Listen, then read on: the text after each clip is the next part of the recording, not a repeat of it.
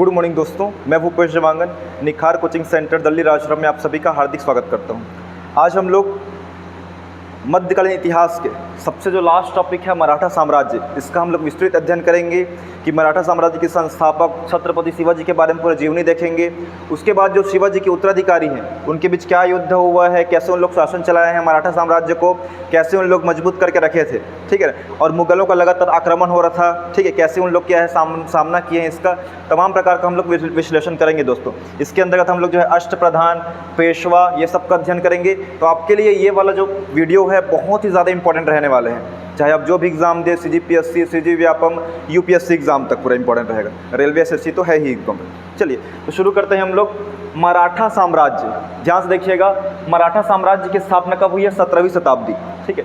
देखिए मराठा साम्राज्य के संस्थापक कौन है? छत्रपति शिवाजी, ठीक है। महाराष्ट्र संबंधित है, आप सभी जानते हैं, मराठे थे, ठीक है।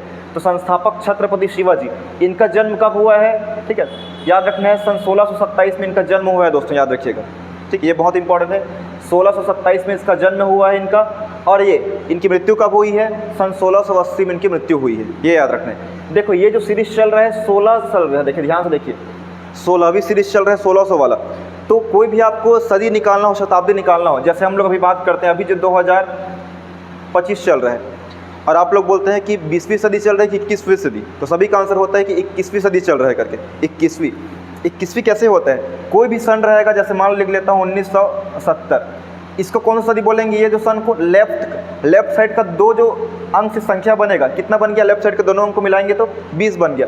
इसमें एक बस जोड़ देना है, 20 और 1 21 हो जाएगा, तो 21वीं सदी कहलाएगा ये। उसी प्रकार 1970 है, लेफ्ट साइड दो अंकों से बनी संख्या क्या कहलाएगी? 19 है, 19 में 1 जोड़ो तो कितना हो जाएगा? 20वीं सदी कहलाएगा। उसी प्रकार जो है देखिए इसमें है 17वीं सदी क्यों कहला रही है? क्योंकि ये सीरीज जो है, देखिए लेफ्ट साइड क्या है? 16 है, ठीक है, 16 इसलिए क्या है? 16 + 1 करके 17 हुआ है, ये सदी कहलाती है। ये बहुत ही ज़्यादा इंपॉर्टेंट है, ठीक है। तो आपको ये बेसिक जानकारी जो चाहिए रहेगा, उसके लिए हमारे निखार कोचिंग सेंटर ज़रूर आइए आप लोग। बहुत ईस्वी ईसा पूर्व में अंतर समझा देंगे, ठीक है। चलिए आगे बात करते हैं इसमें। तो शिवाजी का जन्म जो है, छत्रपति शिवाजी का जन्म 1627 में हुआ है और इनकी मृत्यु 1680 में। इनके पिता, इनके बारे में हम लोग पढ़ रहे हैं, छत्रपति शिवाजी महाराज के पिता का नाम क्या था? शाहजी भोसले। बहुत बार क्वेश्चन आ चुका है, पुट में भी क्वेश्चन आ चुका है कि इनके पिता कौन थे? शाहजी भोसले थे। माता कौन थी? तो माता जीजाबाई थी, याद रखना है, ठीक है। जीजाबाई, क्लास में बहुत लोग हंस रहे थे स्टूडेंट लोग, जीजाबाई सर लड़का नाम लग रहा है जीजा करके, ठीक है, लेकिन क्या है, स्पेशल नाम है। माता का नाम क्या था? जीजाबाई। और बचपन से ही अपने बेटे शिवाजी को, ठीक है, ये पौराणिक कथाएं, युद्ध वाला वीर गाथा सुनाई करती थी, इसीलिए जो है बड़ा होकर जो छत्रपति शिवाजी महाराज है वो क्या योद्धा बने हैं, पूरा मराठा साम्राज्य की नींव रखी है, स्थापना की है, याद रखना है। तो सबसे ज़्यादा क्वेश्चन आता है इसमें कि छत्रपति शिवाजी महाराज पे सबसे ज़्यादा प्रभाव या सबसे ज़्यादा असर जो है किसका पड़ा है? इनके पिता का, माता का, गुरु का, किसका पड़ा है? तो सबसे ज़्यादा प्रभाव दोस्तों जीजाबाई का पड़ा है, उनकी माता का।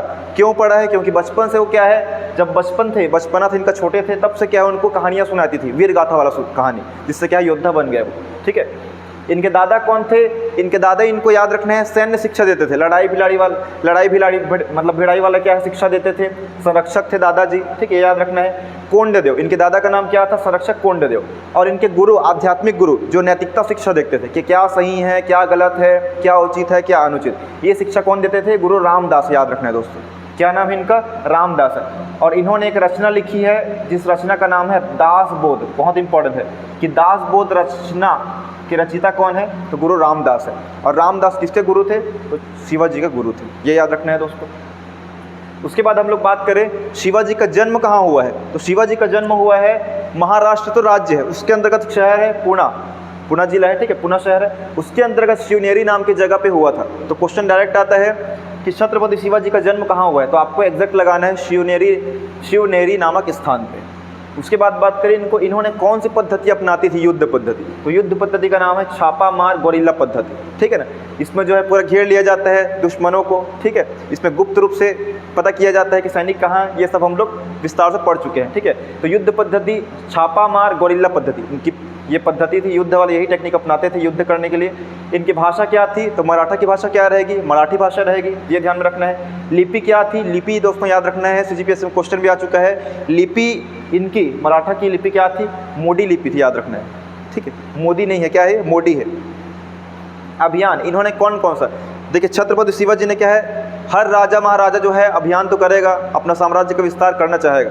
देखिए ध्यान रखना है, अभी जो है हम लोग नॉर्मली क्या है, हम लोग कमाते हैं, पैसा से लेते हैं, जो भी ज़मीन लेते हैं, लेकिन पहले क्या करते थे, आक्रमण करके उस ज़मीन को हड़प लेते थे। ठीक है, तो पहले राजा महाराजाओं का उद्देश्य क्या रहता था, ज़्यादा से ज़्यादा अपने क्षेत्र का विस्तार करना।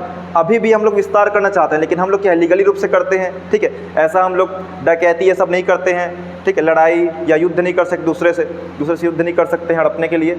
तो पहले क्या था, ऐसे ही करते थे। देखिए अभियान में फर्स्ट है सन 1643 में, 1643 में इनका पहला अभियान था। इन्होंने सिंहगढ़ जो है, सिंहगढ़ का किला जीता था। किला मतलब क्या होता है, फोर्ट या दुर्ग। सिंहगढ़ के किला को जीता। क्वेश्चन आ गया है बहुत बार कि सबसे पहला अभियान क्या था, तो सबसे पहले अभियान में याद रखना है शिवाजी का सिंहगढ़ के किला को जीता। सेकेंड अभियान है सन 1646 रायगढ़ का किला। रायगढ़ का किला बहुत इंपॉर्टेंट है, क्योंकि रायगढ़ को ही राजधानी बनाते हैं छत्रपति शिवाजी, तो रायगढ़ किला का निर्माण किया। तीसरा है सन 1648 में पुरंदर का किला जीता था दोस्तों, याद रखना है, पुरंदर का किला बीजापुर से। उसके बाद है 1656 में रायगढ़ को राजधानी बनाया। देखिए रायगढ़ किला का निर्माण कराया और रायगढ़ को ही राजधानी बनाया है। रायगढ़ किला कब बनाया है, 46 में, और रायगढ़ को राजधानी कब बनाया है, 10 साल बाद, मतलब 1656 में। उसके बाद मुगल, देखिए याद रखना है, ये लोग जो है मराठा लोग हैं, पर्टिकुलर महाराष्ट्र इलाके में शासन कर रहे थे, लेकिन पूरा भारत में इस टाइम कौन शासन कर रहा था, तो मुगल शासन कर रहे थे। मुगल के अंतर्गत जैसे बाबर, हुमायूं, अकबर, जहांगीर, शाहजहां, औरंगजेब, ये सब पढ़ते हैं हम लोग। सन 1657 में मुगलों से संघर्ष पहली बार हुआ। सन 1659 में याद रखना है, लगातार क्या है, देखो छत्रपति शिवाजी जो है दक्षिण साइड के जितने भी राज्य है सबको अपने कब्जे में करना चाहते थे। ठीक है, साम्राज्य विस्तार। और एक बीजापुर थे, बीजापुर एरिया का शासक था आदिल शाह। आदिल शाह का सेनापति था अफजल खां। लगातार क्या है, शिवाजी हड़पते जा रहे थे, अपने एरिया में कब्जा करते जा रहे थे क्षेत्रों को। ठीक है, और जीतते जा रहे थे, जिससे क्या है, अफजल खां है और इसके जो मतलब राजा थे आदिल शाह, ये बहुत ज़्यादा क्या है, क्रोधित थे। ठीक है, कि युद्ध ये भी करना चाहते थे, शिवाजी को हराना चाहते थे। तो अफजल खां बोले कि संधि करना है, समझौता करना है, कि हम लोग आपके बराबर नहीं हैं, हमको माफ़ी करना है, हम लोग युद्ध करते हैं यहाँ पे खिलाफ करके। ठीक है ना, तो बुलाए थे शिवाजी को रूम में बुलाए थे कि आप आइए यहाँ, हम लोग समझौता करते हैं, मीटिंग करते हैं, सलाह मशूरा करते हैं करके। लेकिन अफजल खां क्या है, अफजल खां की मंशा जो है इनको मारने की थी शिवाजी को। तो अफजल खां चाकू लेके आया था कि जैसे ही शिवाजी मेरे पास आएंगे, गले मिलेंगे, हम लोग हाथ मिलाएंगे, तो मैं क्या है, चाकू से शिवाजी की हत्या कर दूँ करके। और शिवाजी भी समझ गए थे कि जो दुश्मन है, दुश्मन हाथ मिलाना चाह रहा है, दुश्मन हमारा भला सोचने के बारे में सोच रहे हैं, तो कुछ तो गड़बड़ है। ठीक है, नॉर्मल तो नहीं है। तो शिवाजी अपने प्रोटेक्ट करके गए थे। ठीक है, अपना सुरक्षा तो सब लोग रखते हैं। शिवाजी अपने यहाँ पे सामने सीने पे लोहे का कवच पहन के गए थे। जैसे ही वो गले मिले, अफजल खां क्या है, चाकू से वार किए। ठीक है, कहाँ पे, यहाँ पे सीने के पास, पेट के पास। लेकिन क्या है, शिवाजी तो लोहे का कवच पहने हुए थे, शिवाजी को कुछ नहीं हुआ।